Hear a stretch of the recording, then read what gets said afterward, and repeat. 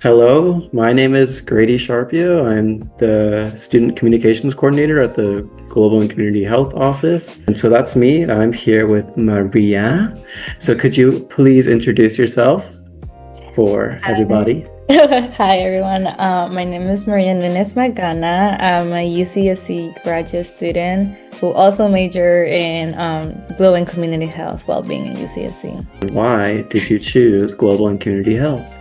And I chose my major because I wanted to learn more about social work, environmental issues, and cultural aspects, mostly as someone who's first generation. I felt like it was very welcoming, and I was like, I think this is my spot. Alrighty, so what have you done with your GCH degree after you're graduating?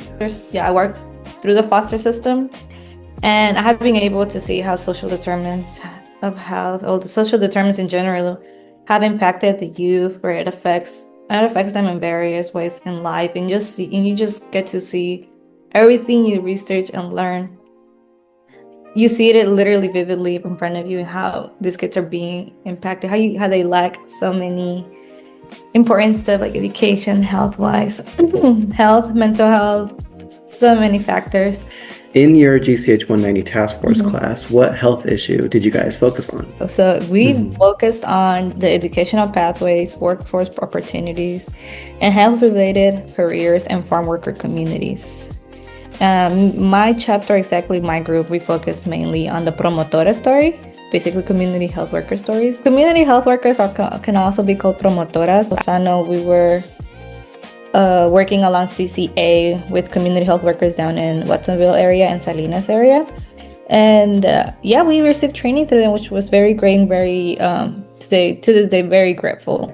Well, from your graduate experience, why do you think it's important for global and community health majors to take this class? I feel like this was like a final project for my senior year, and it just worked so smoothly because I was like, wait, I know what this is. You just recognize it at the moment you start your research, and I think this gives students an idea of how to really go about your major and everything you learn, like a closure, I think, mostly as a senior. So how does farm worker health affect our local community here in Santa Cruz County?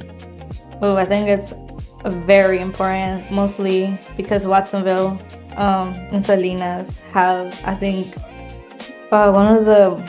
it's a very important agricultural area. I worked in a middle school in Watsonville, and many of the kids, their parents work in the fields, and they will tell me, they will come late, long hours of work.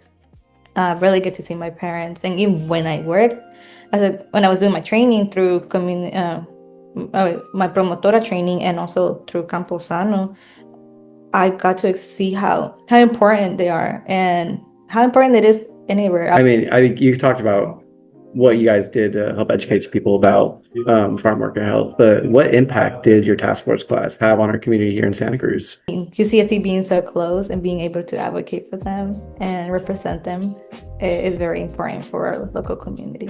I can see that a lot of people were able to see there's people who are actually that care for us, are out there for us.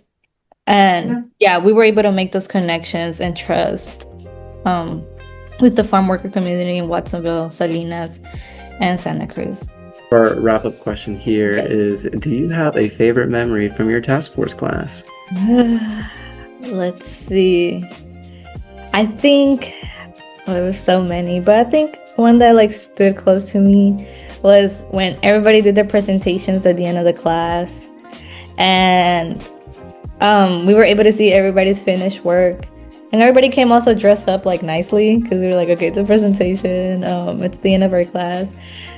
And just being able to share my stories, and everybody had just seeing how we started to our end, our process, our journey. It was very nice to see that we did that. Keep going. We're the generation. That we're gonna make a change. Yeah.